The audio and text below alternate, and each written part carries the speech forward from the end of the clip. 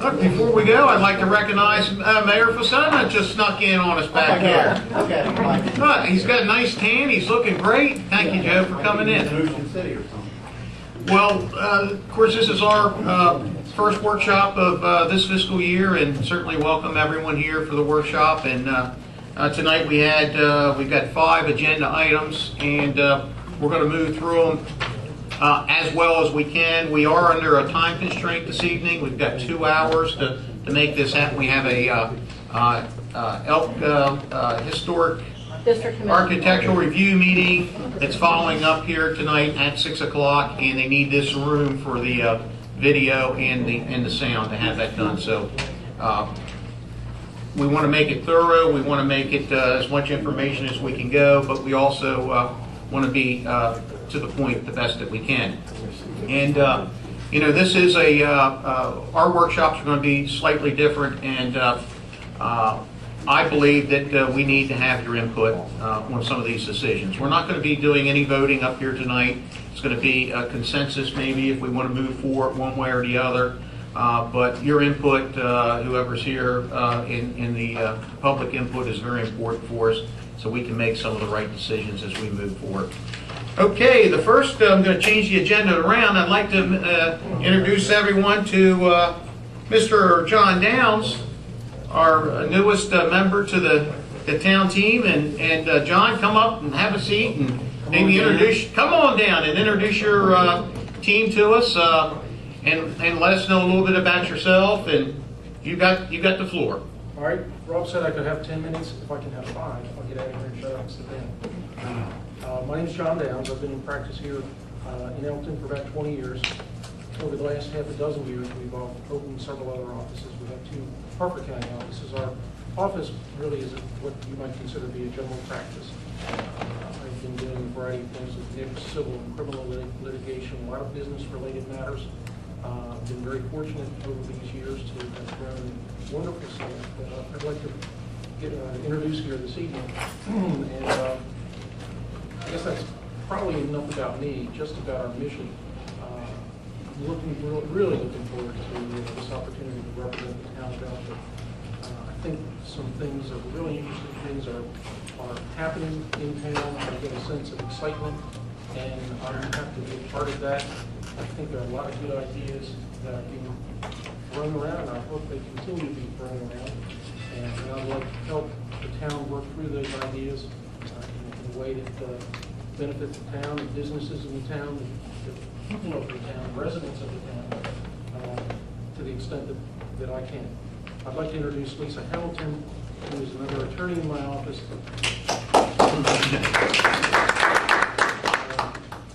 Lisa, I've known since she was 15. She's now a couple of years older than that. University of Delaware and Widener grad, Widener Law grad, and as I said, she's been with me about 8 years. And with 2 attorneys in the office, it gives us the additional flexibility to lend additional support to you. You all have our cell phone numbers and will be accessible. From left to right is Lisa Ogden. If you want to just stand up real quickly, I'm going to embarrass you, make you turn around. We won't clap every time. Okay, good. Lisa is actually leaving us very soon. She is in our office as a paralegal. She's going to Widener Law starting in August, and she's going to be here till mid-July. Next is Rachel Ewing. Rachel is a longtime Cecil County resident, a Drexel grad. She's a paralegal in our office. She primarily works as our head bankruptcy paralegal, but she does other things, and if you call the office, you very well may speak to her. Next is Jill Cottrell, a relatively recent transplant to Maryland.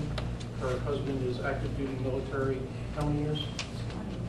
20 years, 11 deployments. How many were combat? 5. 5 combat tours. Decorated. Happy to have you. She is a paralegal in our office and also our office manager. Our most recent is Meredith Drews, also a long-time Cecil County resident, paralegal in our office, recently hired. She is going to be replacing Lisa Ogden. And so we are really looking forward to working with the town, working with you. Thank you for the opportunity. I think I got in less than 5 minutes. I had to cover that. John, you did great. Does anyone from the team here have anything that you would like to ask John and his group about? Or One thing I'd like to say as the administrator that we look forward to working with you and your team. And I think that we're on a route for success in this process. I would also welcome to the town of Elkton, and we look forward to moving forward with you. Thank you. We'd like to welcome you and your staff as well. Say, well, very good. John, we had you quick. How you like that? You can get on out of here if you'd like. If your staff would let you, you're certainly welcome to kind of hang and listen if you'd like. And whatever your staff wants to do, they can stay and listen if they'd like, or they can move on. It's your call. she's ready to go. Yeah, she's ready to go. That's fine. That's fine. There's not much. Miller time. It's 5 o'clock somewhere. Very good. Well, I think we're going to move right to the. Is Ken Benner in here? Ken's here. Well, Ken, come on down. We're going to talk with Mr. Ken Benner tonight a little bit about the town. Thank you for coming. A little bit about the town water supply, and I think you had some pond concepts for us, and we're here to listen. Okay, great. Louis has got some maps he's going to be able to share with you. Okay. I have some pictures of the pool. Let me show them off. Hold the mic over to you, please, Ken. To you. Okay. Close.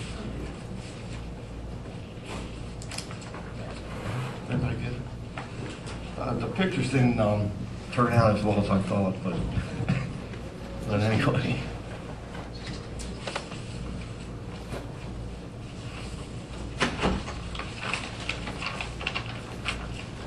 Here's one picture here I'd like you to look at. This is the dam and Big Elk Creek going over the dam after a recent rain event that we had. And this is a new concept. With council has been, we've already talked with a previous workshop about this concept. And we actually met with MDE and Department of, it was around Department of the Environment, the Army Corps Engineer, I think Department of Natural Resources was there, Mary Jo was there. We had a good turnout at DPW there, and we discussed this concept with them. And basically what I took away, a couple things from the meeting, was that I think they thought it was a good concept. Of course, they told us we had to get a permit to do it, so I guess that's why I wanted to get with you guys now to talk about that part of it. We also talked about the dredging of Big Elk Creek underneath the bridge and the clearing of the debris at that meeting as well, and that turned out really good because we learned that we don't require a permit to remove the debris. So we then, and I got with Lewis and a KCI engineer at a later date, and we looked at the sediment accumulation in the Big Elk Creek, and at that time, I guess it was unanimous that it really wasn't needed to dredge it because that storm we had in May kind of cleared it out for us. So it looks to me like, we've been looking at the debris underneath the bridge, and it looks like State Highway Administration's been keeping it clear. It's clear right now, so I'm real happy about that. But anyway, we wanted to discuss with you this concept about connecting ponds together and replacing the gate valves at the head of the race right now, that they've been in there for 20 years and they don't function any longer. And as you know, the town's getting ready to dredge the raceway that comes into the water treatment plant. So now's a good time to replace those gate valves. So we got a proposal for 2 new valves. We can replace both of them for $12,000. So, but if you're going to do it, now's the time to do it. So I wanted you to consider that. Once we replace those gate valves, they're called Waterman gate valves. They're watertight valves. And what that means is we'll be able to close these valves and isolate the ponds and the raceway raceway during any storm event or any type of contamination that could be in Big Elk Creek, we can isolate and protect the water treatment plant. And that's really what this is all about. Because right now, anything that goes down Big Elk Creek comes into the raceway, and within hours, it could be into our plant. And that worries me, because it may happen, we may not know it. Hopefully, if there's a spill, we'll get a call right away, but who knows? Big Elk Creek has a large watershed area. It's vulnerable. Anything can happen. So I've been wanting to get this done since I've been here. So I will sleep a lot better tonight. But anyway, it'll save the town a lot of money because the inability to isolate the raceway right now for Big Elk Creek, and every time we have a storm event, and as you can see on some of those pictures I show you, it becomes heavily laden with mud, and it costs you literally thousands of dollars in chemical costs a year to treat this when it's like this. And of course, you're getting all the runoff from everywhere, and I'm sure there's things probably we don't even know about. And so it's better to isolate the system when these events occur and save them money.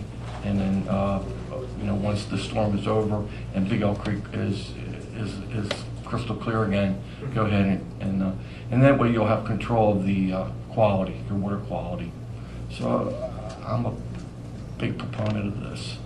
Why haven't we done this in the past, or what was our? The raceway has always been our influence to the treatment plant. Howard's Pond, the actual pond, has been restricted, not restricted, only used for fishing. And the other three ponds, two exist, one's emerging wetlands, were put in by DNR for raising fish, but they're not suitable anymore, so they've abandoned fish there. So we're not doing that anymore, so those ponds are just static with respect to use. And I think Ken's idea, basically interconnecting all those together, would act as a buffer for the influence to the plant. The concept's never come up before. But I think it's probably a good idea. If the board's reaches consensus to go ahead with this, what I'll do is have KCI submit a proposal for all the improvements necessary, how they're going to interconnect and everything, because we have to have a plan with the topography and everything else. And then once that's done, then we can submit it to MDE for review. To permit it, we need to have a modified permit to do that, because our permit now permits the influence from the for the plant to come from the Big Elk Creek. This is kind of an intervening process, but I don't know if they would have any objections to it or not. But as a regulatory agency, they would have to permit it. Understand. But it's not a lot of improvements, mechanical improvements, like running pumps, things of that nature. So the operating costs will not be probably significant, maybe a little capital cost up front just with the interconnection within an hour they're going to be done.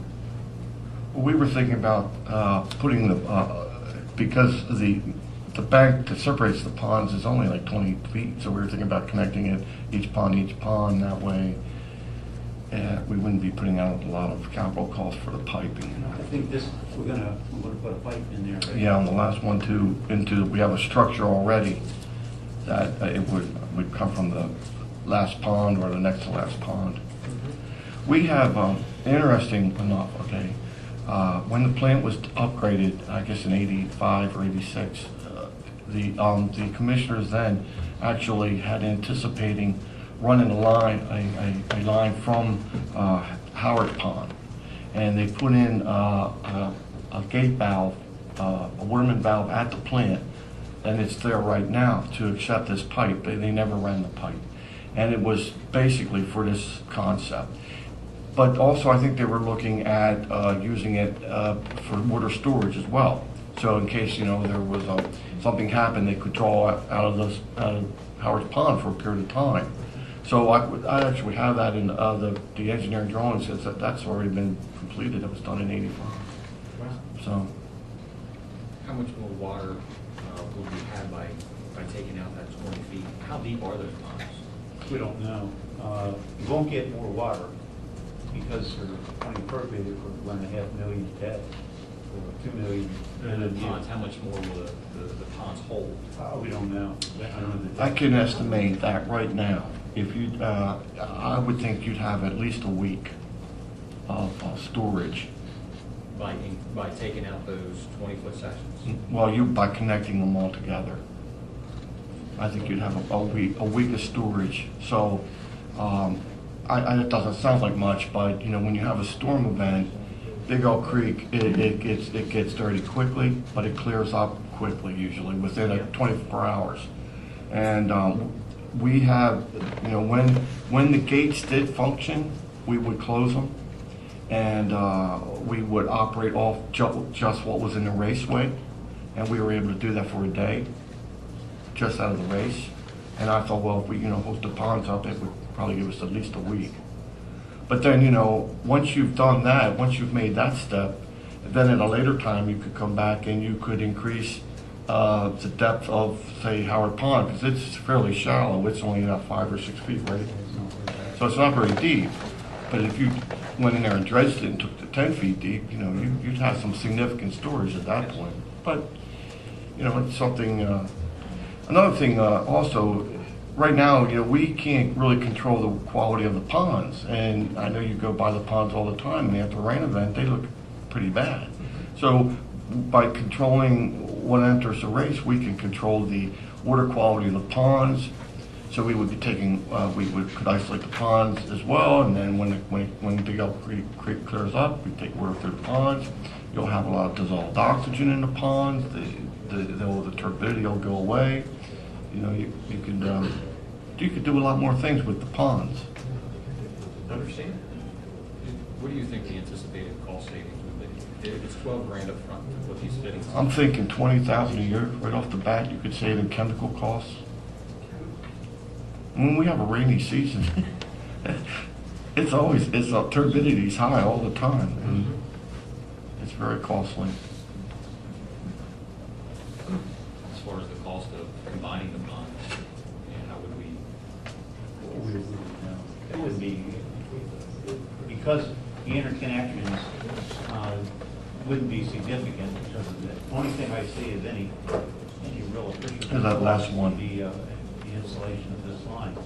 And we would need a construction permit, if you need to do that. I don't know. This is concept. We don't have any cost yet. Any other questions? I actually walk the trail with all of them. I think it's a great idea. So you walk in and see everything that's there now, what's needed, definitely a great idea. Is there any negative thoughts about this at all? I have None here. Anything else? I guess that's it. Well, Lou, I guess here's the consensus would be to, we can bring this up, I guess, Wednesday night, or consensus looks like it's the right thing to do. Okay.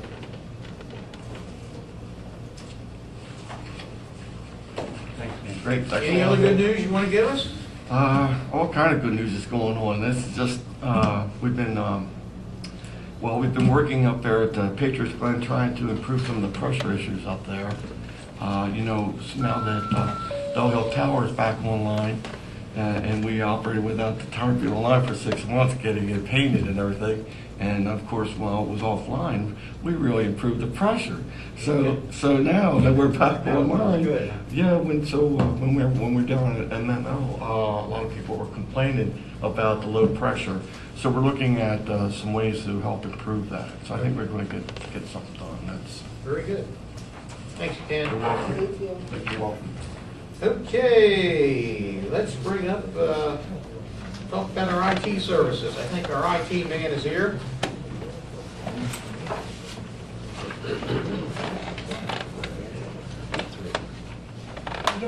Doing good. And I met you the other day, but I'm sure that John probably has never met you before. I'm Mike Devine. I'm the IT guy, Mike the IT guy. All right. Serve the town and a whole bunch of customers within town and the surrounding areas. Happy to be here and serve you. This is my partner Jim Hansen. Hey, Jim. he's the good-looking ones with the brains. There you go. So he supports me when, so we pretty much have 24/7 coverage. Very good. And I'm trying to, we put you on the agenda, and I think that we had, there was one fellow that I thought was coming here tonight, also to maybe ask some questions. Yeah, and I think that's kind of why we wanted you on the agenda, so you could answer some questions from him, but I don't see him here this evening. But I guess IT in general, bring me up to date a little bit.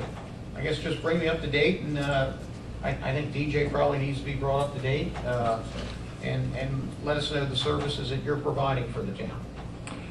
I provide the IT services, and my title is a virtual CIO. So when they don't know what they need, I can provide advice and guidance on which direction to go. So I try and be a good steward of the town's money, not spend things on projects that don't make any sense.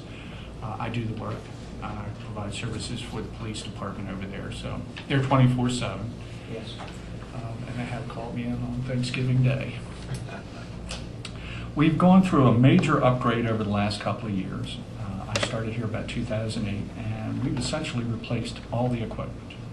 We have one more server, which is budgeted to be replaced, and we're really good for the next 3 to 5 years without any more equipment, except for police cars, and that was all done with grant. So we've upgraded the servers, we've upgraded everybody's workstations to Windows 7 Professional, upgraded everybody's copies of Office. We're really on the cutting edge. There's really no major upgrades that I foresee in the future. Very good. You said something about the police vehicles? Yes. A number of the police cars have laptops in it, and the police departments have been able to get grant money in the past for those.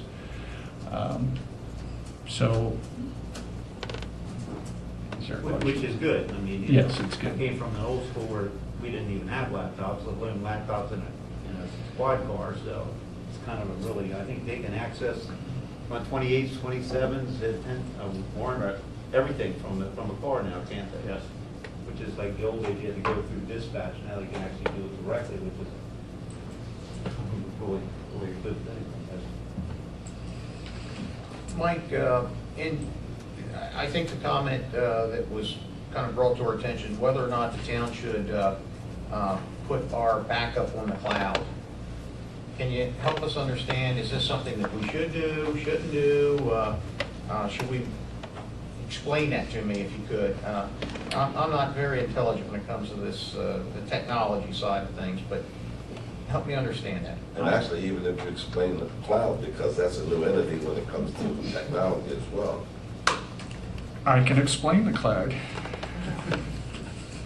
Actually, this is a little bit of IT camera. Is it just a remote server? That's all basically it is, or? Well, it means all kinds. It can mean whatever you want it to mean.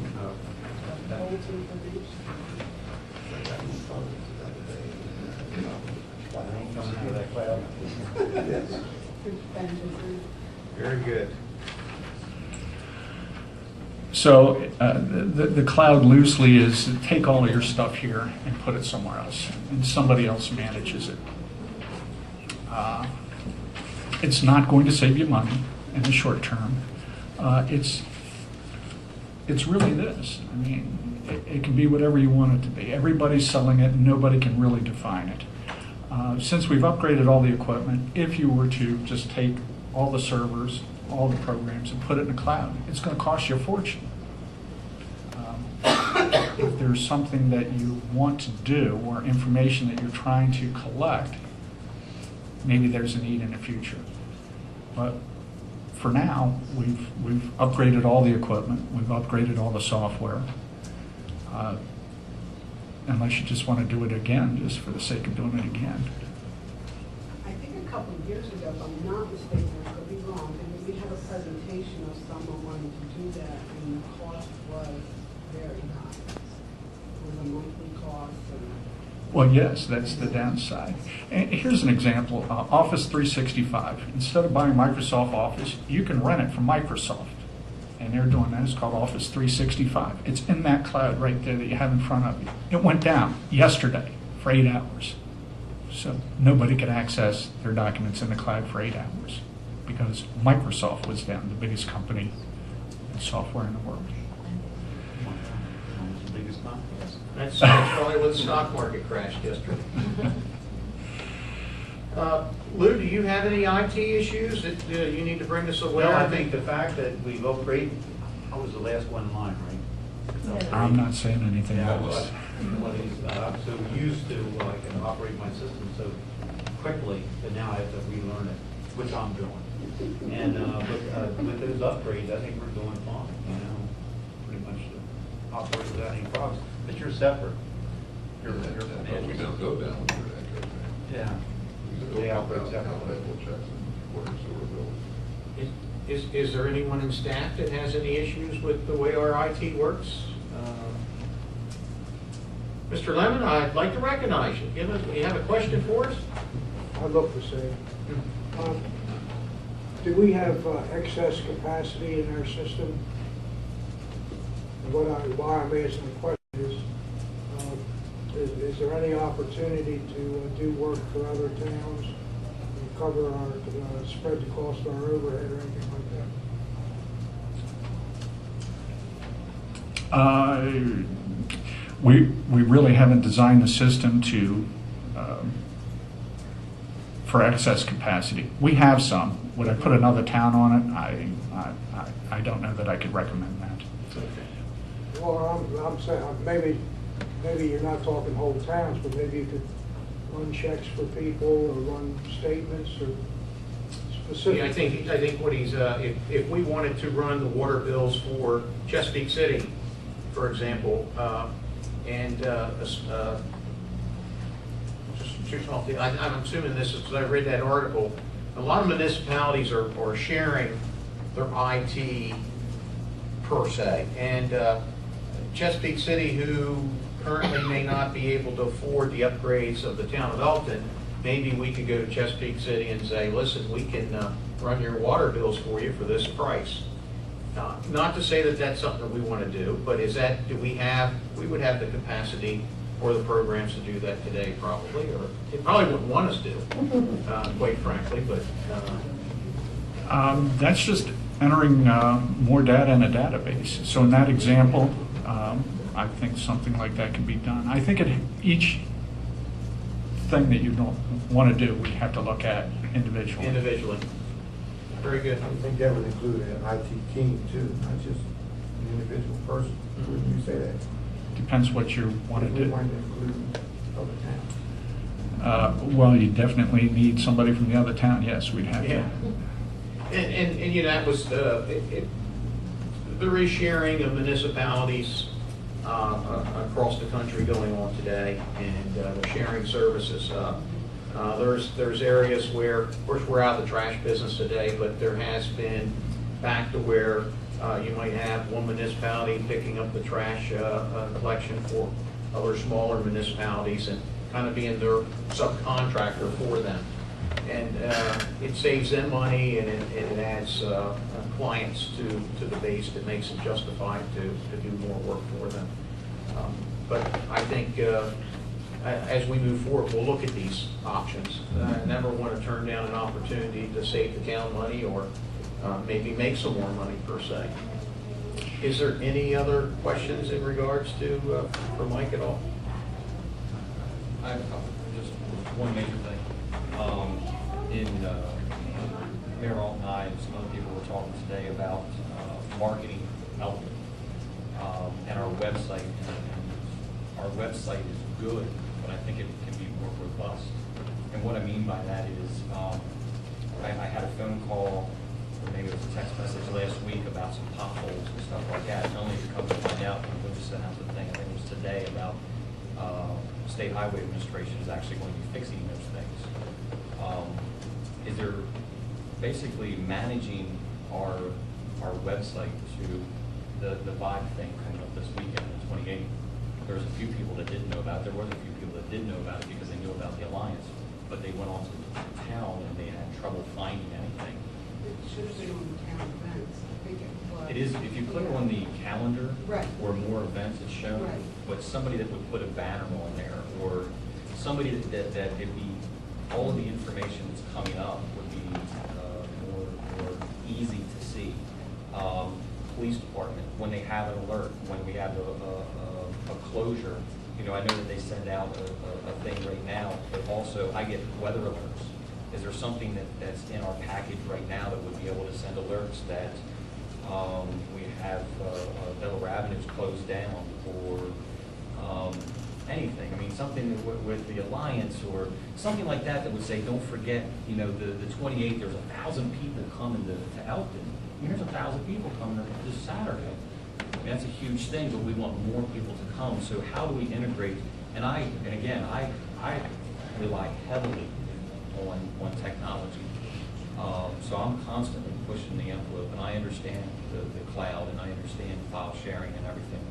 But how do we incorporate everything, parking, the whole 9 yards, to just make the website itself more robust? And I know that we have an individual that when she's told, hey, can we do this, she's on it like that, without a hesitation.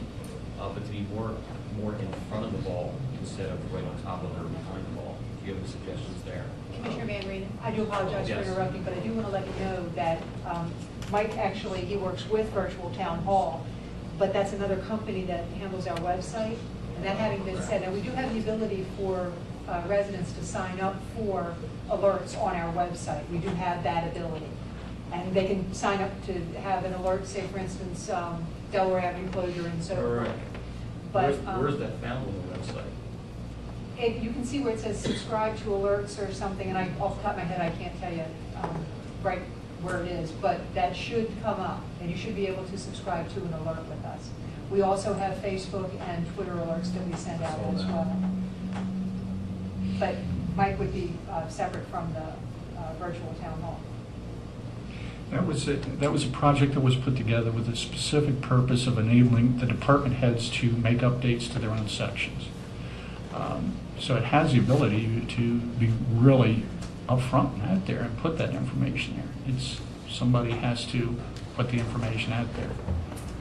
Who handles our Facebook and Twitter account? With Twitter? Did you see Twitter? Yes, and Cheney posts to Facebook and Twitter, and also Mickey from Planning and Zoning will also help us out with Facebook postings.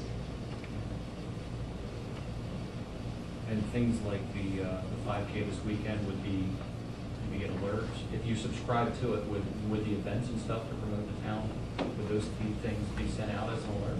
I don't see why we couldn't do that. Jessica Price, thank goodness for Jessica Price at the Alliance, she posts a lot, and she's the one that's been updating the calendar for us. But I don't see, virtual town hall, they're very easy to work with, and I don't see where we could not place more banners on the website, make it more of a marketing opportunity. Yeah, she makes those banners. I think that's what TJ's talking about, banners that are all coming up. And she designs them. I don't know if she can put a file over to the town's website or not with that banner, but it's something we can maybe look at. Sure. Like And that. if the Alliance is going to be handling all of the marketing stuff, then we need something that's huge on there to let people know that you need to look at your website, because I know that you have a website, and it actually will show you. Well, the banners, people love the banners, because Right. it's right in their face. Well, you can click on it, it's a direct link Click right on it there. and go directly. Yeah, but unfortunately, we are looking at it. But we could see if we could move the banners to the town, if that's something we'd like to Is that okay? look at. I think listen, the more that we can market the town of Elkton, we are Elkton. We want to market that. What do you think, Charlie? If it enhances it. If I- it'll I enhance us agree. and make it better, absolutely. We'll put you in charge of that. No.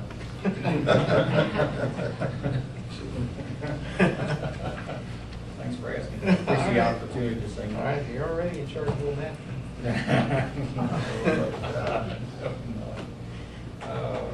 Any other questions, DJ? No, sir. Very good.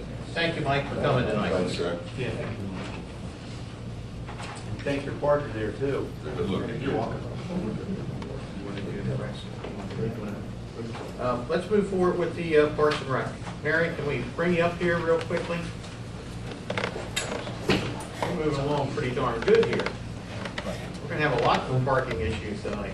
On behalf of the Parks and Rec, even though Mary's here, I'm going to be speaking.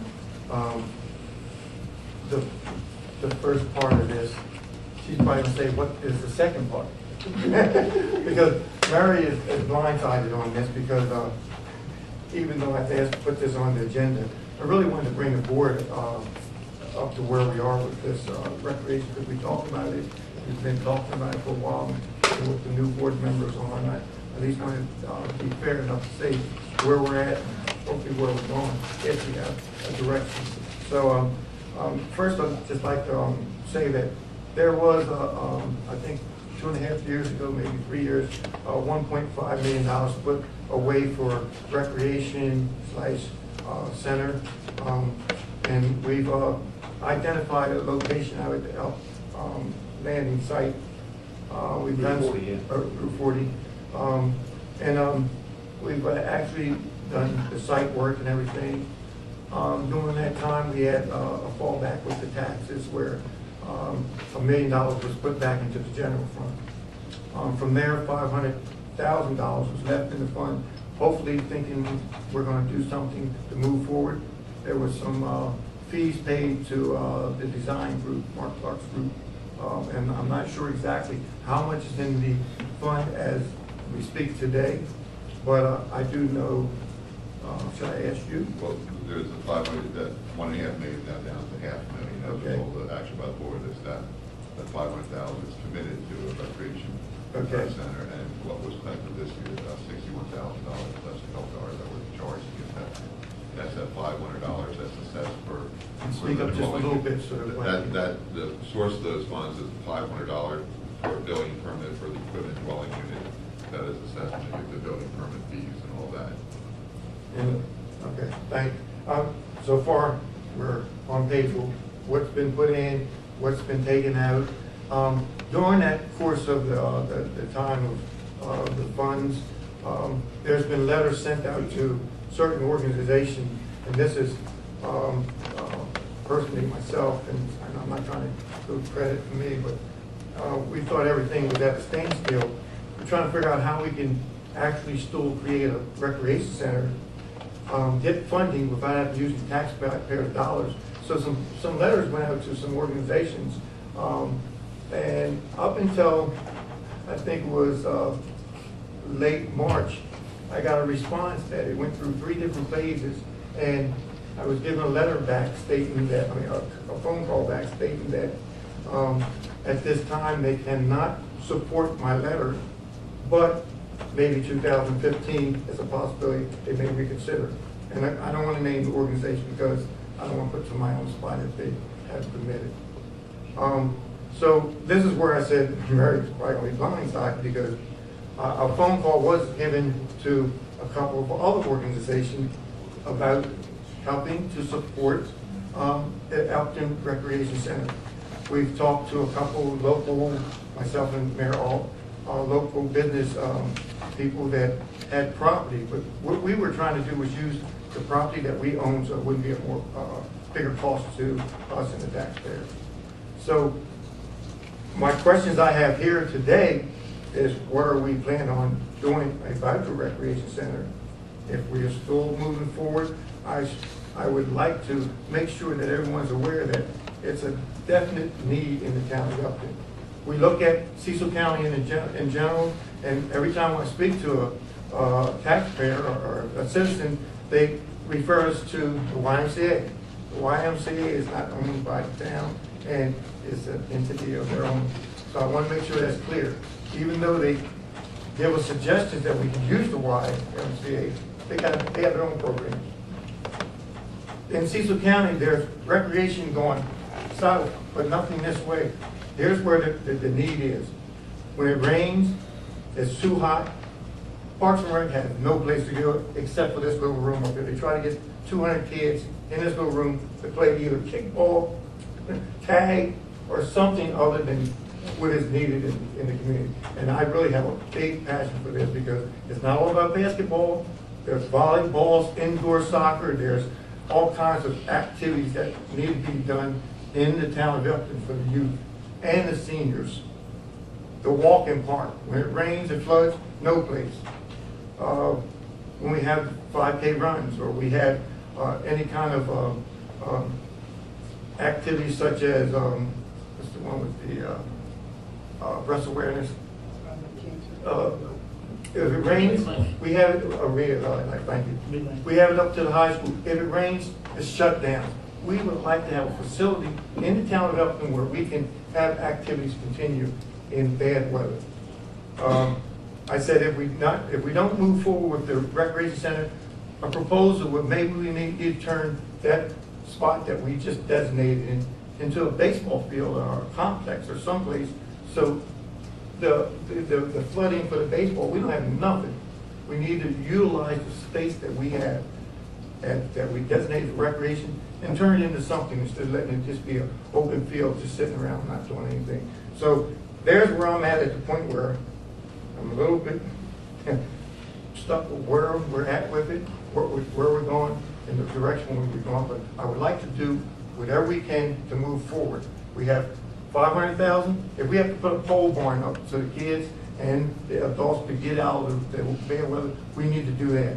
We need to have something to get out of the weather, bad weather. And then I'll turn it over to Mary. What are you doing there? Where are we going, Mary?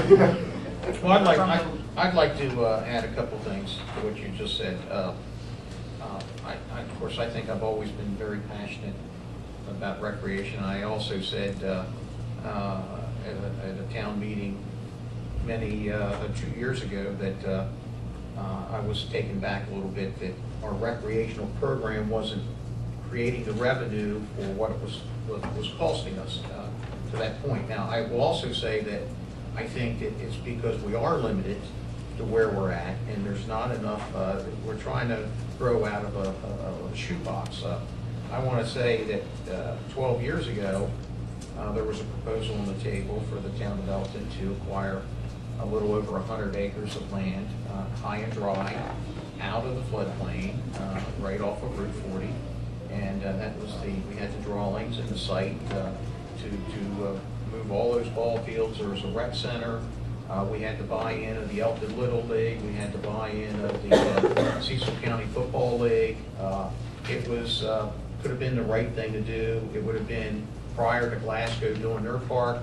It would have been our cross-country area. It would have been our jogging trails. It was we were moving. It didn't happen. Earl had asked me to contact a couple folks that had some property for sale, or not necessarily for sale, and see if there's some interest. And they haven't got back to me. One of them did get back to me with a price on what they would sell a lot for. And the one that did ask me, and once again, I'm not going to disclose it here in this meeting. I'll talk to anyone that we can in one-on-one out of the group if you'd like. But I'm not going to disclose it openly right now at this point. But also, I spoke to Delegate Dave Rudolph 2 days ago. I had breakfast with him, and we talked about another avenue, and then I revisited the land that was available 12 years ago, that 100+ acres, and it's still available. And there's also another option that could be available to us. And I think that we need to bring those folks in and discuss this, because I really don't want to put them on the spot, but about that without their permission at this point. But I will tell any of you individually at any time about this afterwards. But I'm right with you.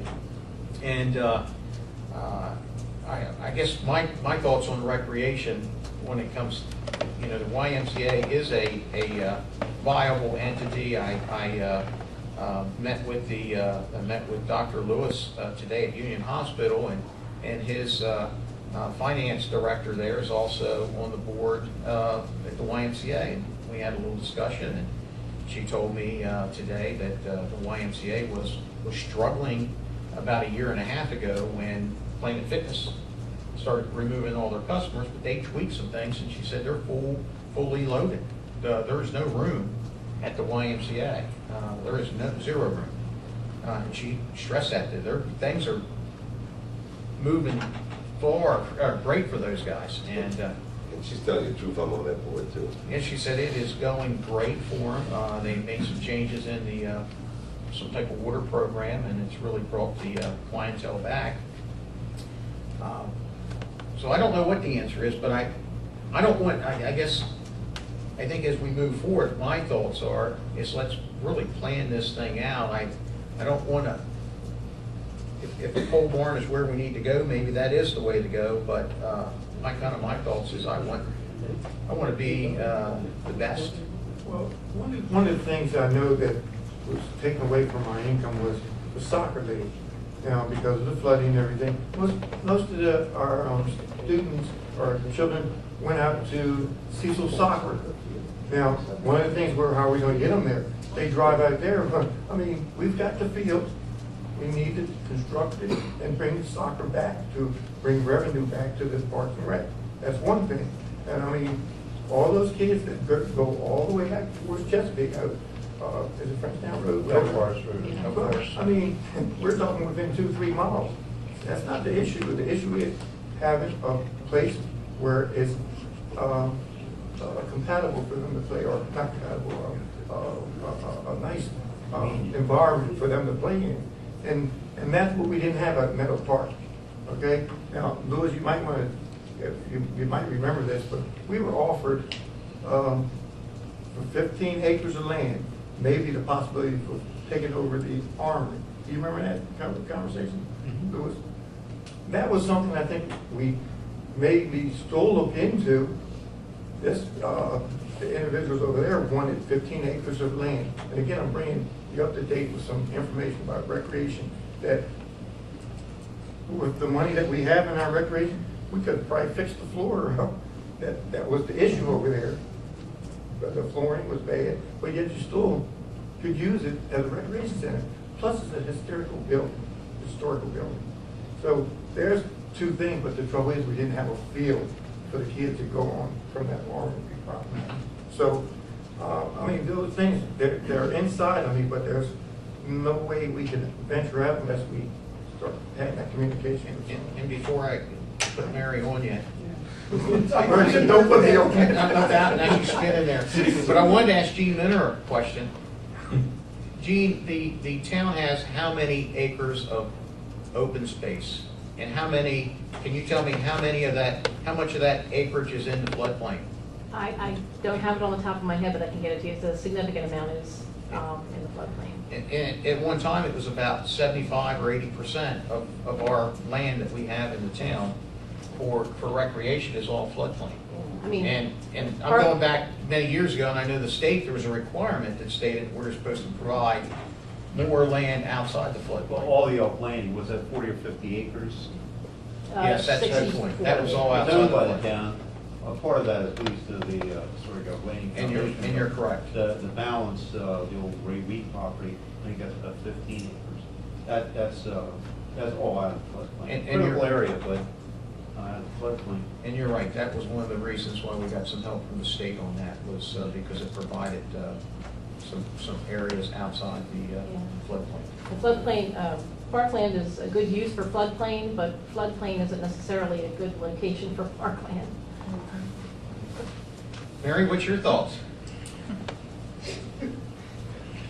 I would try to figure out how to say this. We have a need. We need more room. We need space. We need outdoor area. Accessible. We walk from here to Meadow Park for grass right now. So very limited. If it's hot, they can only go outside for half an hour instead of being able to get them out a couple times a day. We're only doing it once because of the walk that they have to do. We need more. The more space we had, the more we could offer. But I guess my biggest thing is always, are we doing this to make money, or are we doing this to provide a service to the residents? And I feel that there's a lot of residents that need the service that we don't provide to because they feel that they can't participate because they don't have the funding. to do it. So they won't sign up for a camp or a basketball league because they say, oh, it's going to cost me $40 to do that. I don't have it. So instead of saying, hey, I want to play, but I don't have the money, they just don't sign up. So that's my biggest thing is I feel that we could be reaching a whole lot more kids if money wasn't the problem. Now I understand we need money. We have to pay my staff, we have to pay for equipment, we have to pay for all that. I understand that, but I think there's a greater need for the kids to be participating than there is for us to be making money. And that's kind of how I've always felt about it. So whenever I hear that, we need to be kind of a revenue source, I don't see us ever being a revenue source because I want to provide a service. So that's kind of where I'm always stuck at. Okay, good. There's a lot of programs that I do run, especially with basketball. So is Mr. Gibbons, just like a Boys and Girls Club. I mean, there's programs that I know run for Cecil College. You don't know how many kids I've let come into the program because they couldn't afford it. But by the time the program runs their program, I've got more kids than I'm bringing on because just providing service for them. So what you're saying is exactly on target with what I'm looking for is taxpayers have already paid money for recreation. Why don't we provide some recreation for them? And that's basically what I'm seeking. Like I said, 57 years here, and I've always talked about this. Have to go someplace else other than Elkton to find someplace to go play. And I'm 57 years old and still looking for someplace to play. That's funny, ain't it? You're absolutely right. And I could give an example with the Boys and Girls Club. There's 4 clubs, Elkton, Northeast, Rising Sun, and Charlestown.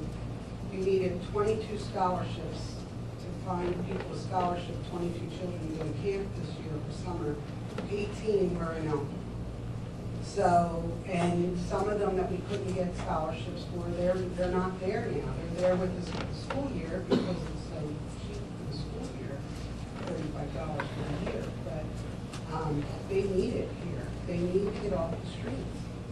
Is there any, and maybe I'll look at the chief for this question, but you may know the answer. What's the statistics of keeping the kids active and not, is there a statistic that shows if you're keeping them active, they're not getting in trouble elsewhere? Let's say, for example, your Boys and Girls Club is open from what hours? We're from 7:30 in the morning to 5:30 at night. Does it show that When we opened the Elkton unit, we had three children that were on honor roll. At the end of that year, we had 33. wow. So we have to keep statistics on everything to show Boys and Girls Club of America. So the programming and keeping them busy really helps. And you do it in fun ways. I mean, you just... Chief might be able to get that statistics from the Powell League over in Newcastle because I dealt with them for years and they talked about the programs they ran over in Newcastle, which kept a lot of the kids active off the street and out of trouble. The Boys and Girls Club in Bear, Delaware, we was affiliated with them through the college. We used to bring kids down just so they can have someone to play against. And it really was a good, we even tried, Mr. Gibbons and myself, like 3 years or 4 years ago, to try to get the Boys and Girls Club to bring a bus up, pick kids and take them over to YMCA. There was 2 kids that showed up out of a free program that we tried to start. And whatever you do, it's just that it's like I keep saying, it's got to start at home first of all. The parents have to be involved. And again, I'm not going to end on this, but I talked to some administrators in Ocean City, and they're ready to bring, or try to bring in a World Series in Ocean City. They talked about how people were going to pull together and fund so that they can make a complex for baseball, and then what that would bring at one time as a one-time event, what it would do for the future for that Ocean City, Ocean City. So that idea came on, why can't we do that? Why can't we try to host something and do something to bring revenue, not just revenue, but a group of professionals down to buy in. And that's where my thoughts are. We need a couple of key professionals to say, I'm gonna help you guys out, and I'm gonna keep harping. Well, I know you're working on a couple of those. People can't get cows. Good question. Well, I think Yeah, we've that's what done, Hartford County has. we've done everything possible except erect a building. And I say that because I remember long ago, I think Gene Miller and you went to, was it Worcester County? And you looked at a rec center there, and we got the dimensions, had an indoor track. We went to Hartford County, was it, looked at the Boys and Girls Club and how they were connected to the Parks and Recreation in Hartford County. And, you know, that one in Happy Grace, I think there was one in Bel Air. They talked about having the opportunity to go to the Army, even no more than a satellite station. We didn't follow through there. There's just been so many things we've done, except actually come up with a concrete plan to say this is what you can do for your kids. Jay, you have anything?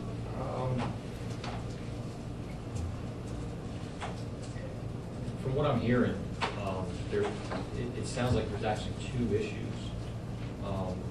One, a day type of camp or something for the kids to do, like the Boys and Girls Club and stuff.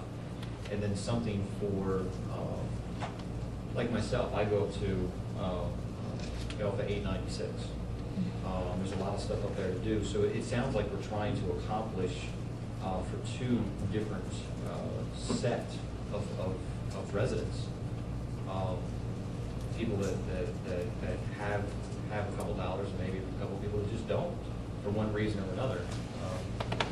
And then how do we marriage the two together to make sure that it's at least a break even, if not just above, that we're not running in the red. I know at the end of 155, there's a huge sports complex there, right there at Churchville. And I remember when that first started, it was actually, I used to take my dogs up there. They used to have training classes and stuff. It was the way it started. And then it started with soccer. And then it evolved into all of these things. You know, I would be interested in seeing something like that has softball, baseball, has a whole thing instead of just a center just for a couple of things. I'd like to see a whole blown up thing that's supported by town residents and then also people coming from 896 or something. Am I off target? I don't want nobody to misunderstand what I'm asking for. It's a combination. That's great. I'm looking for a building right now to get inside off our weather, a building. Not just a complex. I threw the complex in, like, Right. by the use of the field out there. But because this is what happened before when we started talking about recreation center. The police station came up, and then all of a sudden we got sidetracked. I hate to say it, but it's a fact. All of a sudden, then we started focusing on, well, let's go ahead and redo this.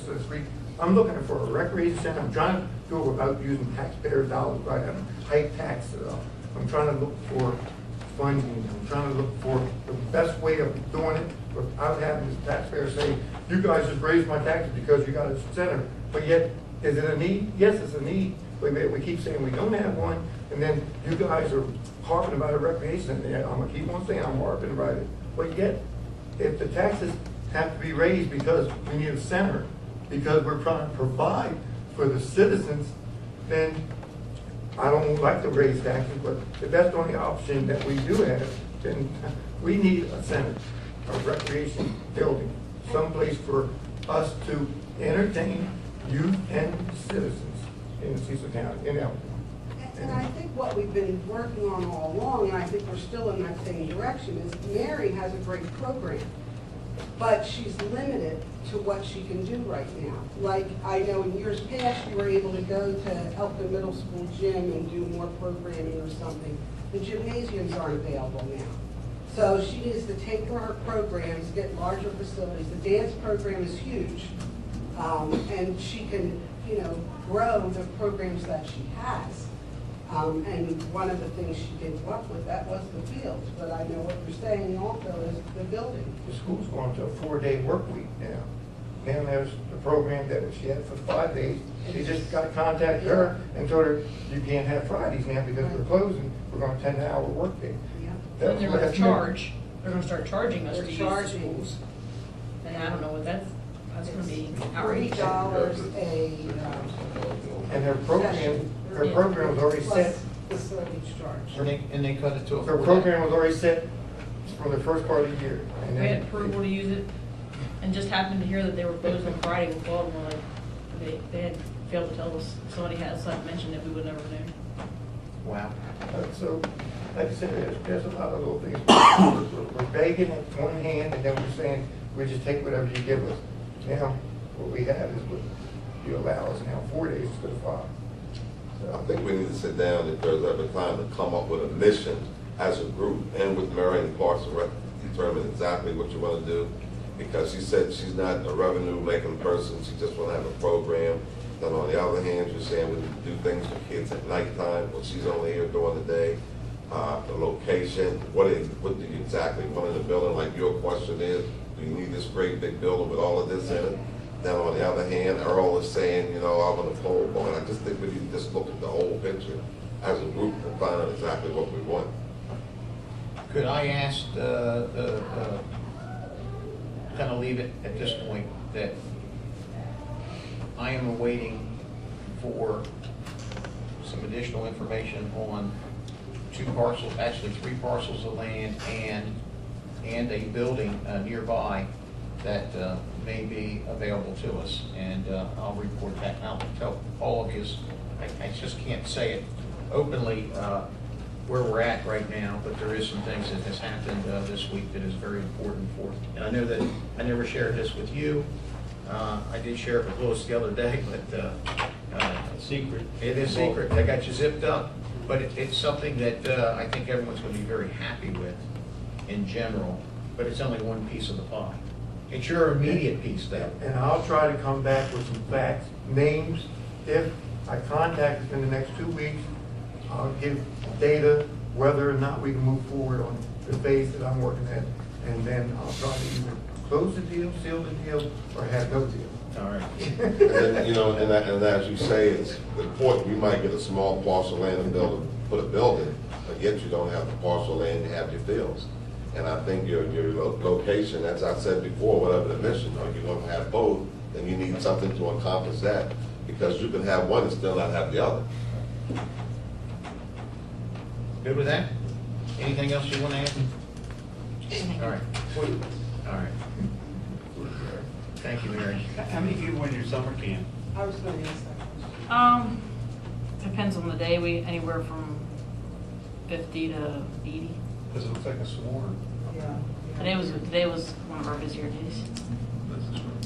They went through a field trip, highly popular field trip, so I think we had like 76 kids registered today. Where'd you go? Sahara Sands. I'm sorry? Sahara Sands, New Jersey. Sahara Sands? It's an indoor outdoor water park. And see, a lot of you don't know, now, once upon a time, the emphasis of Parks and Rec changed because was it true or was it Clyde? Parks and Rec also going on trips. We had trips at one point. Bus Right, trips. so, and that was a very popular thing for your older adults or what have you, that was inclusive in the Parks and Rec, but then they got rid of that. Yeah, they went to the Village. Oh, They went every place, that was your Parks and Rec program, it was real, so you had your adults involved in that, but that went out the door. Because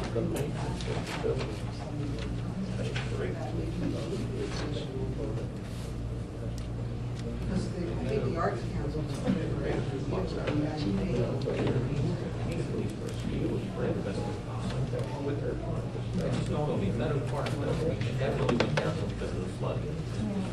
My understanding by talking to everybody.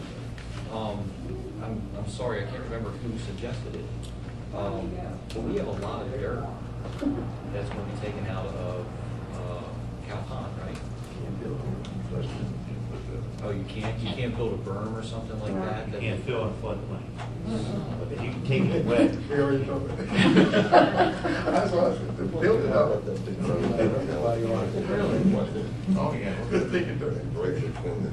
Hey, well, will the ponds alleviate some of, the ponds won't be used as an overflow, right? Not Howard Pond or those ponds. Build the rec center on skills, sorry. There you go. Code access only. We find some high and dry land and we can keep it flooded back here. kayak area. We have Water room. park, there we go. Thank you, Mary. Thank Sorry to put you. you on the spot. Listen, we got some pizzas up here? Sandwiches? Well, listen, I'd like to say, everyone go up and help themselves to a sandwich and a soda, and we're gonna start, Really? Yeah, you knew you gotta get off work early, he's gonna treat you. got you a sandwich up here for you. I know you was hungry, and grab a sandwich, and everyone's welcome to a sandwich and a soda.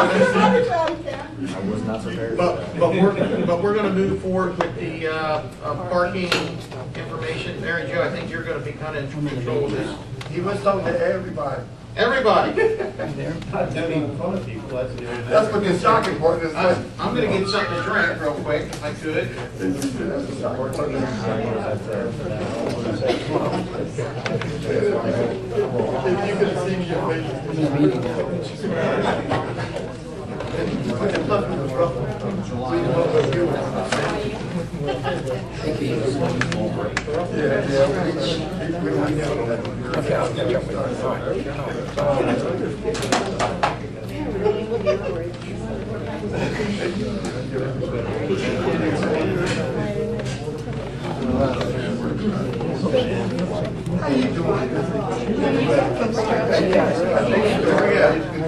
We're gonna get back on at 5:13. 5:13, how you like that? It's something, you got 4 minutes to grab a sandwich.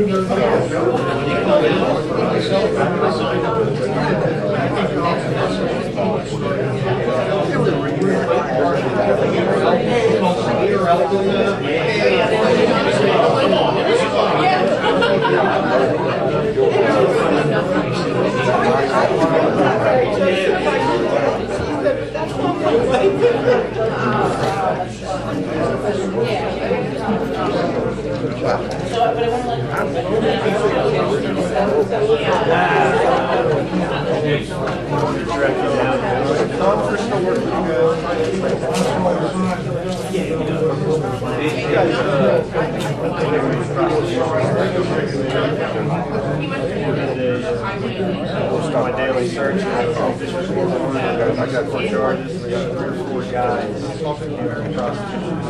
Take care.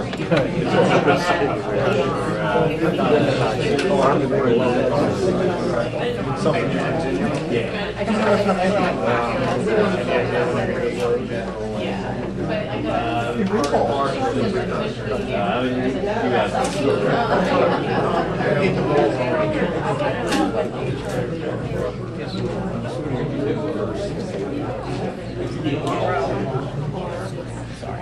self prosecution charges. Some female names following that. But I thought there was got a whole new economy here.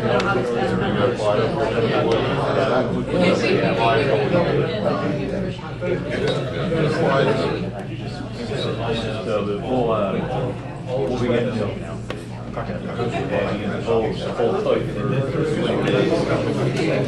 Joe, how you doing?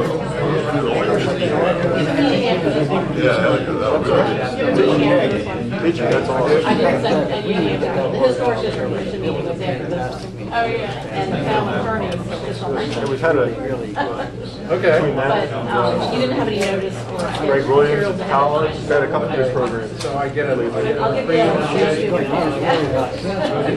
Yeah, because you guys had her on election day.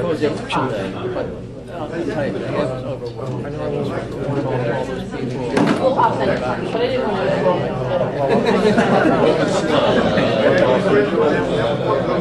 didn't want to. It turned out so low in the election. It was actually not a bad day to have it. By the time I get home, this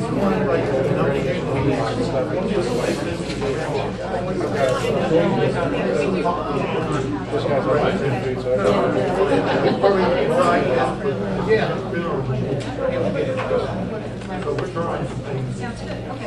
Okay, let's get this meeting started again. Let's get going with this if we could.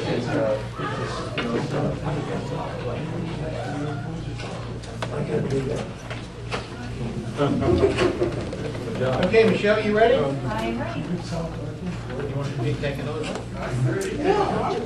Okay, very good. I wanted to bring up one other thing real quickly. TJ and I and Michelle were talking, and I think that to go with those alerts, I get an alert from, we were talking about this earlier, I get an alert from the Cecil County Sheriff's Office if there's road closures, if there's issues on the street, maybe tornado warning, hailstorms, and maybe that's something that we, and our IT guy left, but maybe that's something that we can incorporate in our We Are Elkton channel. You know, we sign up for it, it comes across We Are Elkton, and maybe Public Works will say that we got a manhole issue, road closure on so-and-so street, and maybe there's a way we could do it. You post it right now on the Facebook page. Yes, we do. And I see it. I get the alert from that. But maybe we can even take it a step further to get onto their cell phone. All right, the last item on the agenda is the municipal parking lot, parking meters in general. And I think that this is always one of those stickler items, and I'm going to first come off and I'm going to kind of lay the groundwork, if I could, or my thinking of parking meters and municipal parking lot. 20 years ago, I probably wouldn't even wanted to address this because the town there was a lot of action. This was prior to the recession. We had over 200 Cecil County employees at the courthouse.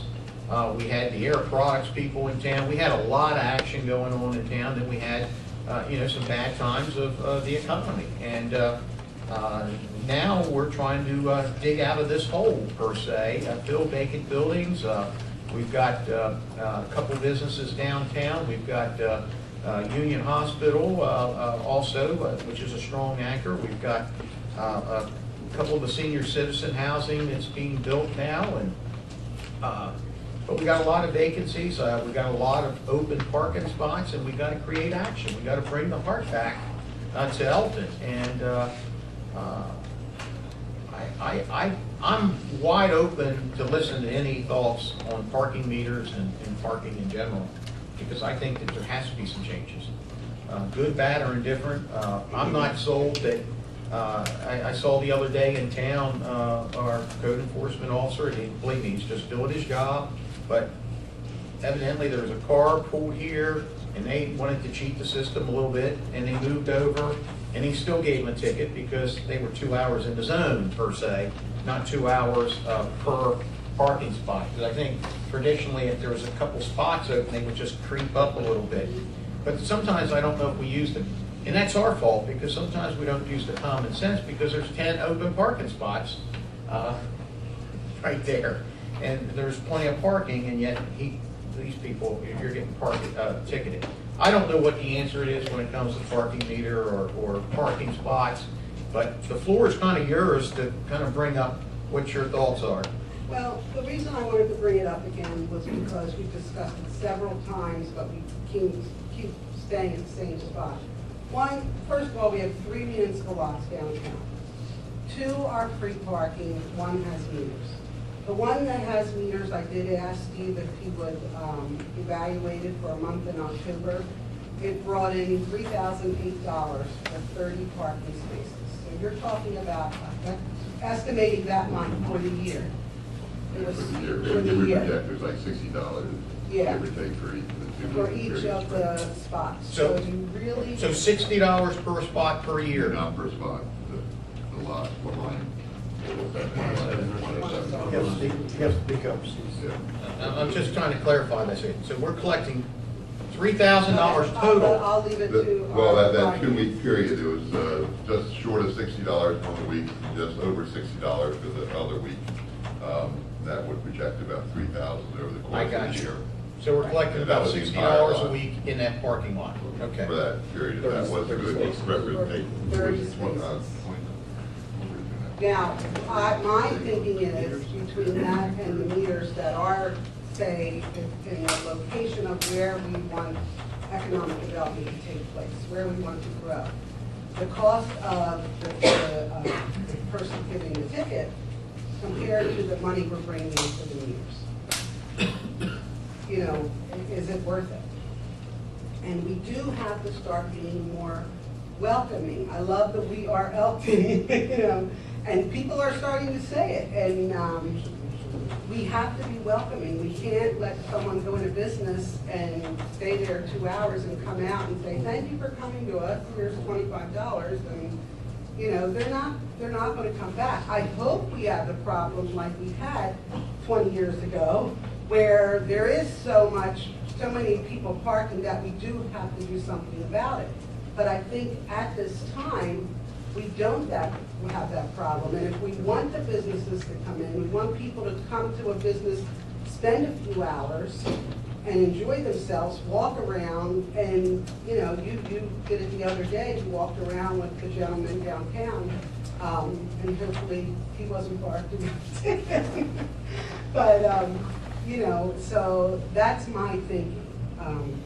And, you know, we do also have open the part about the restaurant, the new restaurant here, with the spaces that they need to accommodate for the outdoor dining that we've kind of been on hold with. So I think I'd like to discuss both those things with you next. The total parking meter revenue, if I've read, it's about $30,000, $36,000. 23,000. $23,000 we collect in parking meter revenue for the year. That's what's budgeted, and we'll be like just under that this year. Just looked at the numbers year to date. We're actually just under that for the year, which probably made our last deposit for the year. It was expected, generally on Thursdays, to be deposited, if there's enough to deposit. But then there are fines associated with that. I don't have the breakdown of what fines would be associated with the expiration of parking meters, the illegal parking, because in the parking, in the fines revenue account is also, you know, front of a hydrant, in front of a yellow zone or whatever. So it's a very useful figure to find out how many are directly related to the expiration of a meter, for example. But there's there's like, what, 32,000 fines budgeted. That would be anywhere in town. Right, handicap, violation of handicap. The guy that goes around is Ed. Now, is he retiring? Someone mentioned, I heard. July. In July. Now, is that a position we're replacing? We would, because it's a budgeted authorized We position, are in the process of replacing. but we haven't. It's advertised, it's posted. It's a posted position, okay. Yeah, it's already on the website. Just talking out loud, if we forget about paying for parking period, can we just yank down the posting? Sure. Yeah, that Doesn't get us posted. into any trouble doing that, right? Oh, no, the police department actually enforces parking too. You know, like for handicap zone or yellow curve or something like that. You don't need official for that. But the police don't spend all their hours walking around checking a meter. So that's, And with as much, I can tell you, I've seen a better presence of bicycle patrol, and they can certainly write a ticket off of the bikes, correct? yes. And I don't even like to compare ourselves to other communities or towns. I don't like to even go this way because we are Elkton.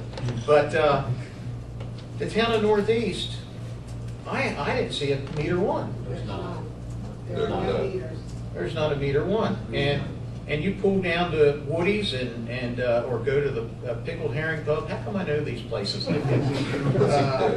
So you go to these places and you never have any issues. Right. And there's always seems to be parking. They have very small, in fact, their municipal parking lot, I can tell you, is only, it might be 30 or 40 spots, tops. And I don't see any issue. Now, you go to Newark, it's a complete opposite. I mean, there's meters everywhere. They've got, they even got the units that you slide your credit card in and you get the little coupon and you put it on the dash, and then if you go by, you don't have the coupon and you ticket them. But I think right now, my gut feeling is this: I'd be the happiest man in the world to go cut those meters down. And I don't know if that's the right direction to go or not, but I'm just telling you, I'm willing to change because times have to change. And I do believe I was told, and Dan is here, those meters you cannot get parts for anymore. Am I correct? That's Someone my- tell me that?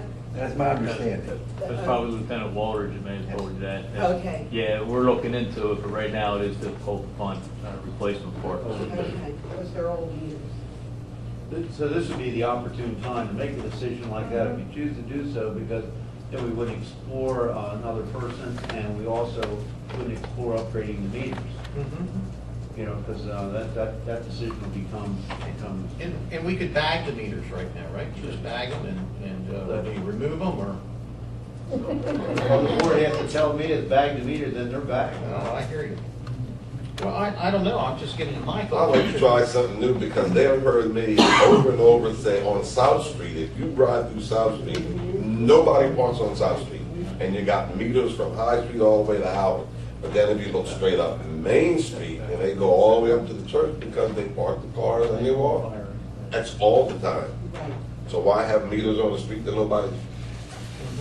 And we bagged the meters on South Street for a while, and it didn't make any Still in difference.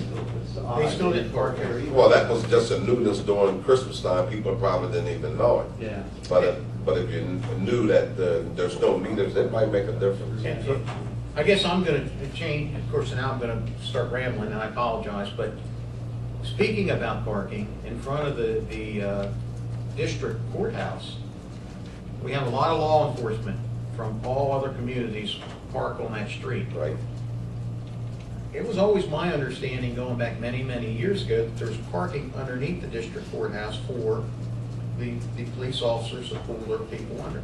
I don't think you can. Yes. It's just for prisoners. They don't allow that anymore, huh? Initially, I think it was designed for that, but I don't think they It allow wasn't it. designed for that, you're right. Initially. Because it's overwhelmed, you can't find a parking spot in front of the district court anywhere through there, so and we're not collecting any revenue on those because it's all,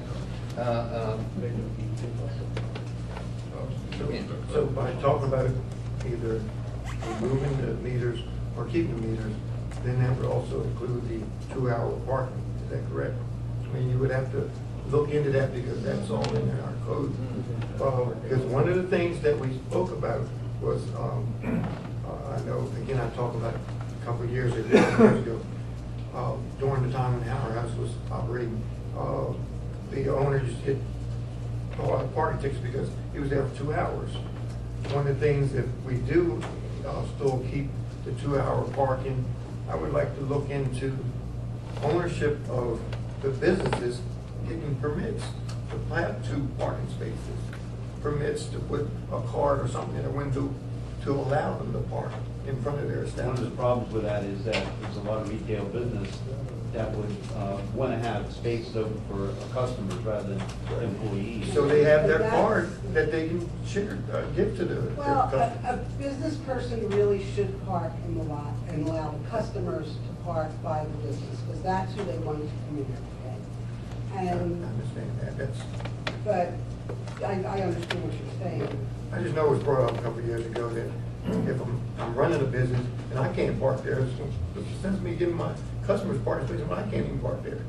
I mean, I have 2 parking spaces. Well, we have one in front of my business building. that has 6 owners, so they would Well, take up all of Main No, Street. no, then the other 4 can sit in the back, the other 4 can park in the back, the 2 owners can park in front. Anyway, that was just a thought. Mr. Lichtenberg, I think you had a comment. Chief Hamilton, I talked to him one day in Northeast, and he said the reason they did away with the 2-hour parking there was because if a person went in to say Woody's or any other restaurants, they might have a half an hour wait, might have 2 hours for dinner, came out 2.5 hours, they got a ticket. He said it did not do good for business there. Now, the employees either park someplace else, not on the streets. But that's the reason they eliminated that, because it was deterring business out of town. Thank you. And I think that's what we have to do. Once again, if we decide to go this way, that's going to be my job. It's going to be the chief's job. It's going to be your job to go talk to the business owners and ask them, please have your employees. The reason why we're doing this is so that we can help your business. We want to help our community, and you're going to have to move. We got, I don't know how many parking spots we have at the municipal parking lot behind hundreds. It's never filled. It's never filled. So I think, yes, ma'am. Is there any way, because at the beginning we had all the employees parking in the municipal lot, right? Because of all what you're saying. It's not a safe place to go at night. Is there any way we can put lights there? What is happening with the lights? I That's a very good point. The lighting for the walkway down to the. They've ordered it. Yeah, 'cause I know Delmarva's they ordered ordered that, it, but we're they're- upgrading that to 500 watt, high pressure sodium. Yeah. And they're ordered it. I think, that's a very valid point, and we have to provide that safety to them to get to that municipal lot, and let's light it up. Yeah. I can take care of that, because I know there's some lighting down there, but if you want to increase it, then I can get a hold of Delmarva. It takes a little time for Delmarva to get through their system, but we're willing to do that. Yes. But, it's very expensive to do it. But I think that's important. We have to make the towns where people feel safe. Right. They feel comfortable in parking in the back and walking up the walkway. Now, what else do we have? If I may, I guess I don't know, how does everyone feel about that? Now, let me ask you this question. If we were to remove the parking meters, are we thinking no 2-hour limit, it's just what it is, it is? No, we talk about parking meters, we talk about parking meters all over town or just downtown area. And when I say that, I think you have to place some kind of discipline on those parking around the hospital. So that's why I asked just exactly what areas are you talking about? That is going to be a challenge through there. I do know that I had a conversation with Dr. Lewis, and he mandated his staff to park other than on the main roads and in the parking lot. I mean, he actually looked at their badges in their cars and had them park in either the parking lot or away from other areas. I know that they've been sneaking into our municipal lot behind North Street in that little area. The municipal lot we want to talk about, I know they have been, but they've been feeding the meter, and that's what we don't want to happen. Right. We don't want the hospital employees to sneak over because it's quicker for them. And I think that I met with Dr. Lewis today and had a meeting with him this morning, and I think he would be on board to what direction we want to go here. But Lou, let me ask you this question. If we wanted to pull that or I'm trying to think of the words we're looking at, if we just wanted to put our ordinances on hold for parking, what would we call that? Just do a Well, temporary. there's two ways of doing it. You can repeal the ordinance that requires people to pay meters and limits the parking, because that's set by law, Mhm. and otherwise the police couldn't enforce it. Okay, but the other thing is, I'm not sure how you put a moratorium on it. That was the word I was looking for. Yeah, on parking, I guess we did that for Christmas, Yeah. a moratorium. But what we don't do in that case is enforce it. It doesn't mean that it's off the books. So a police officer obviously could give a ticket to somebody parked in front of a hydrant, parked in a Yes. curb, parked in a handicap zone, they would still do that regardless. But the meters, we bag, and we just don't do enforcement for meter enforcement. But they still do the 2-hour enforcement though. They still do that. So you'd have to suspend that enforcement. All you have to do is, notify the chief of police, that not to take enforcement action for those particular offenses. And they just don't do enforcement action. That would allow us to eliminate the position of the meter man and there'd be a cost savings there, so we're not looking at. So I guess we're really, do we zone the elimination? Or just eliminate all of it? Well, you're talking about a moratorium for what area? That's Well, I kind of look at it, I love the note here, we're putting the meters on summer vacation. And Summer vacation. we'll put them on summer vacation. Like And Christmas, like the Christmas holiday. I don't like the pick and choosing. I think if we're gonna do it, let's just do it. And if we, if it was the wrong thing to do, come back at me, and if it was the wrong thing to do, we're gonna change it. And I don't think there's anything wrong with Businesses that. to help monitor and see if they feel it's a problem or not, because What's your gut feeling? That's why I'm asking about the hospital. How Yeah. important is that when you compare it to downtown business? Because, you could go there and park all day, and that becomes very abusive. But there is people that go in for testing. And yet the hospital encouraging people to come into their parking garage. Either you're visiting somebody, you get the test done, but, somebody like myself probably would abuse that, because that's, heck, I park in the hospital, I'm not going in that garage. But that's something for us to think about. Say all or none, I'm in favor of whatever you do. DJ, what's your gut? Yeah, as far as a business owner, if I saw one of my employees or another employee of another business park in front on Main Street, yeah, I'm walking over, I'm telling my employee to park out back, because I need that revenue.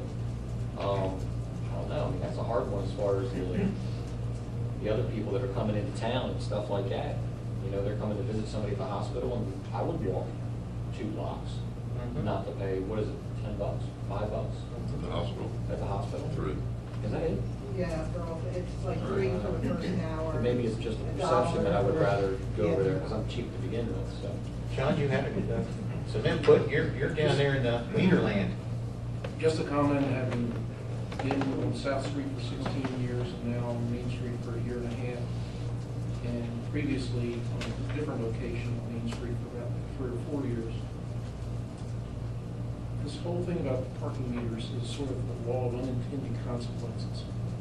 When you put shrouds over the parking meters at Christmas, I presume it's to encourage people to come and patronize the businesses. There aren't any businesses. So, what happens is those spots just fill up with employees from the courthouses who used to park back by the softball and baseball fields. Now they park up on South Street and Main Street, and they park there all day. Where there used to be a space for a customer, because of the circulation that is forced by the 2-hour limit. Now I have Chrysler 300 that parks in front of my building all day long. So it isn't necessarily that you know, I would just say, there are perhaps some other entities that need to be drawn into this, because we have two courthouses. And employees, and I understand it, they don't want to go park way down and have to hike back up. So they'll park there along the baseball field, and park as close as they can. But when you start eliminating some of those things, and I think it's great to eliminate the parking meters, but it won't necessarily have exactly the consequence that you anticipate it to have. I know that by necessity, there are a lot of police cars right there in front of the district. And they're taking people in and out. But oftentimes, they're not taking people in and out. They're there to testify in traffic tickets and things, and they're there for 3 hours at a time. They're causing the same problem that others would if they park there for 3 hours. So I think that's a great idea, but I'm not here as an attorney, but just as a business owner who's directly affected by the decisions. You're going to see on South Street then, over where, I'm going to say Berkeley Boulevard and South Street, the folks that normally park in the back, they're going to just fill up those. That's been the history over Christmas. That's typically what's happened, where they would circulate, and I had room for my clients to come. On Christmas, I didn't have any room. Because there was no enforcement in the hour times. So if it was, I mean, it was a great idea, and the intent was great, but it didn't really have the desired effect. And I know that down there, Minningham's has got to have parking issues, and they're going to need people moving around, but you don't want your customers getting a ticket when they walk out there 5 minutes late. I had Drew, a young fellow that has a new barber shop there by the we're talking about. Yeah. The atmosphere. Yeah. He has had people refuse to come back because they were coming out, mom would come on a Saturday, or not a Saturday, I guess, would come there, they have 3 kids, and he's got a big wait, and by the time she gets out, all the kids get a haircut, and they go, and they get a parking ticket within 5 minutes over. Same with the lady, which is Beauty beautician's shop's the lady. same way. I went and talked to her, and there was, that parking space was taken up. would a 4-hour, is that something we could even monitor by patrol car? I know, it's a challenge. The way they work, operate, I couldn't, I'm not gonna tell you that to guarantee you that you're gonna have consistent, uniform enforcement 5 days a week. The way you have it now with having a designated parking enforcement officer. And just to be point blank, blunt, very honest, I'm not gonna make a promise I that follow hey, you. we can handle this. May not be handled every day, and then you're gonna get into situations where, maybe it's handled like we're dropping a hammer 4 days in a row, and then we miss a day, and you got people up in arms, or you miss a few days a month. Yeah. Well, they get diverted a lot too. Oh, yes, I know. So it's not like a dedicated person, if that's all they look for. And officers out there on patrol get diverted to other activities, and they never be consistent. Maybe as you went, it's for the people from the hospital, maybe speaking to some people at the courthouses, some departments, because I know they are. They're the same vehicles, we see them all the time. Let's face it, the part of Main Street east of South Street doesn't get the enforcement that it does west of South Street, because that's where the meters are, and the meters up here. Really, all you have east of Main Street, east of South Street, is the 2-hour enforcement.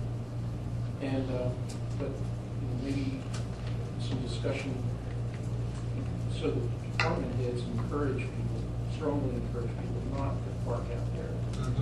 There's a reason why we want a 2-hour term.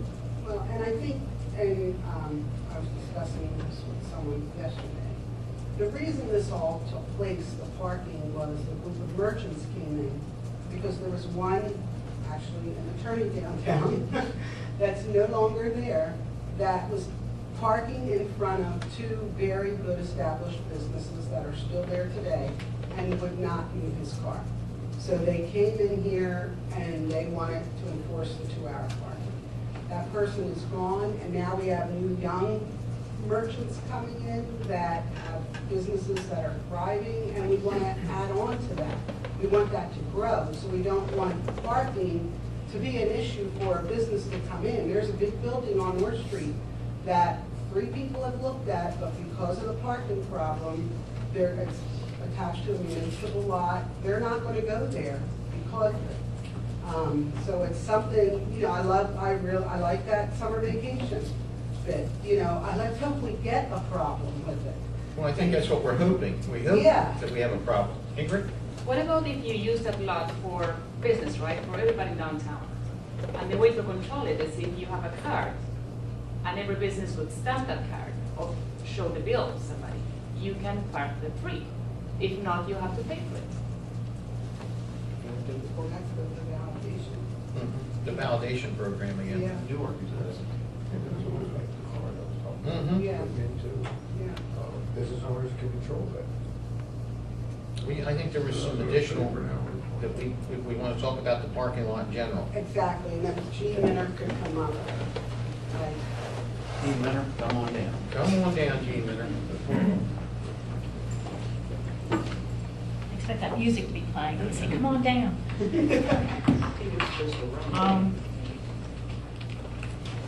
There's a grant opportunity that we'd like to take advantage of that hopefully the resolution will be coming before your board this coming Wednesday. I don't know if we'll be successful or not, but it's there's actually 2. One's community legacy grant application, and you know the intent of the community legacy is to assist municipalities and areas in Maryland with economic development and sustainability.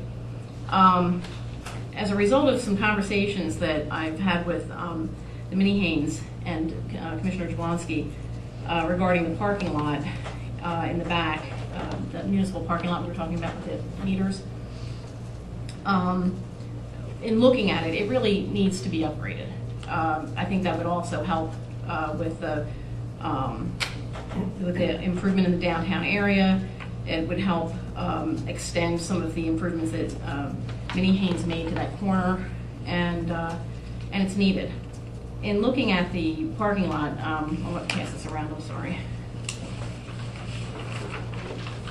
Looking at the parking lot, what KCI had come up with is a project that would, there's plenty of parking there. It could be 90-degree parking. Right now it's at I think it's a 45-degree angle. There's plenty of room to make the entrance 2-way from Main Street in and out of that parking lot, which would really help. Currently it's just exit only, which doesn't make any sense. It's wide enough to do 2-way. It's 1-way only in from North Street. But there's opportunities to improve the parking lot, add landscaping, and put in bicycle racks, which were recommended by our bicycle plan. And also, well, MAPCO had done a recent study where they identified electric vehicle charging hotspots. This just came out. And one of the areas that has a hotspot is downtown Elkton. So this report would actually help support a grant application that would include some electric car charging stations in this parking lot. The cost estimate for these improvements are about $100, depending on if you're going to mill and repave or whether you're just going to patch, anywhere between $90,000 to $110,000. And I was going to see if the board would be amenable for me to apply for a grant through Community Legacy to help pay for that. The one thing's missing that I'm waiting on is I did notice today, it occurred to me, I didn't see lighting in here. And I want to make sure the lighting is adequate, so I had asked KCI to come back with another cost estimate to include lighting in the parking lot. There is some, but it's not, it's sort of patchy. The area's hatched in yellow. I'm sorry, the area hatched in the blue is, I think, the area that's set aside for Mini-Haynes if they were going to do they had requested some spaces to either provide some additional deck space or steps up to their outdoor dining area. The little section there, I see for like the bicycle rack and the bench, is that an important element into the mix here, or? I think it's very helpful. I think that it helps implement our bicycle plans that we have. It shows a multimodal component to the plan. The landscaping adds more green space and some shading to the parking lot, which helps eliminate heat islands. And when you're applying for a grant, they kind of look for all these different aspects. The electric car charging stations is a win-win. Rather than saying we're just going to, pretty up the parking lot, there's a lot of components that It'll look great. Yeah, I think it's necessary. And if you're going to remove the parking meters, I can add that in the grant application, saying, guess what else we're doing. The grant application isn't due until I think it's July 15th. So there's still some time to tweak this. So I just wanted to bring that to your attention. And there may be an opportunity for another grant application dealing with the Mini Haynes deck. I'm in conversation with the state now to make sure it would comply with their strategic demolition grant.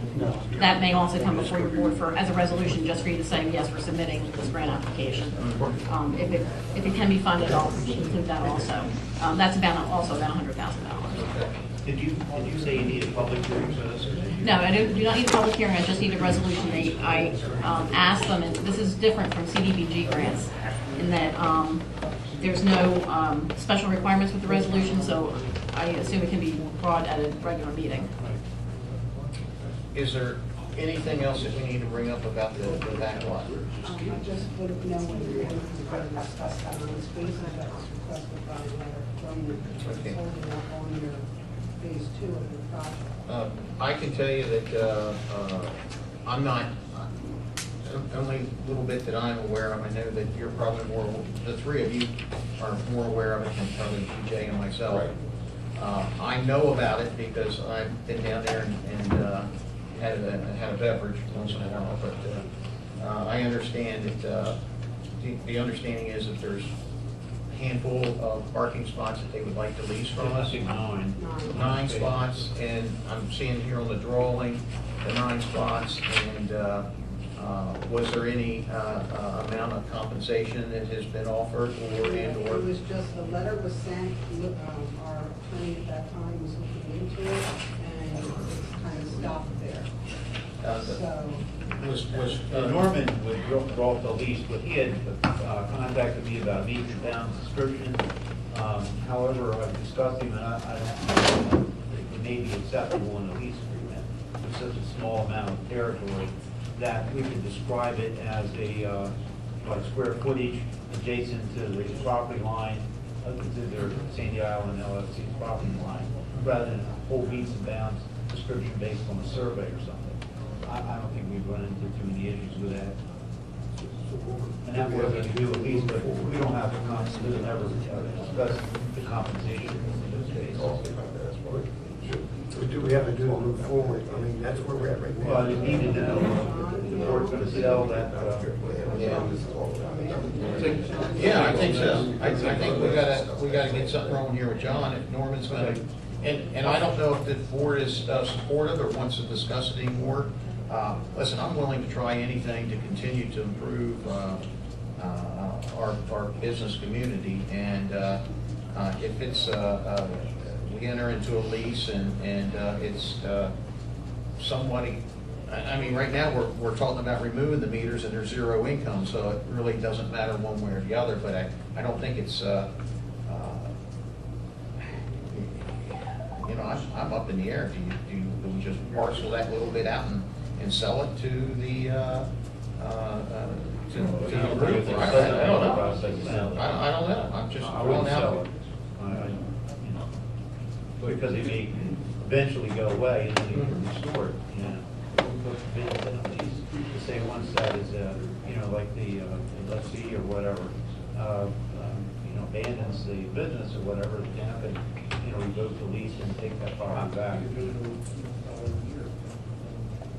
Specific periods with the ability to revoke, as you said, thing or whatever, you have limited Go ahead. No, go ahead. All right. And quickly, I see the time. The only, I'm all for it. The only issue that I would have is, does that open us up to another business saying, hey, you did it for them, I want it done too? That would be my only concern, that anybody else that wouldn't want to develop or anything. I do like the expansion, that. It's just, we do one, we do for all. We create a rule or policy. That's my only concern, that we need to take a look at it as far as the legal aspect of it. I think I came up as a different circumstance based on their location in that municipal parking lot. That's the only municipal parking lot that, other than across the street here. Isn't that correct, Phyllis? I'm sorry? Oh, I'd say it's a different,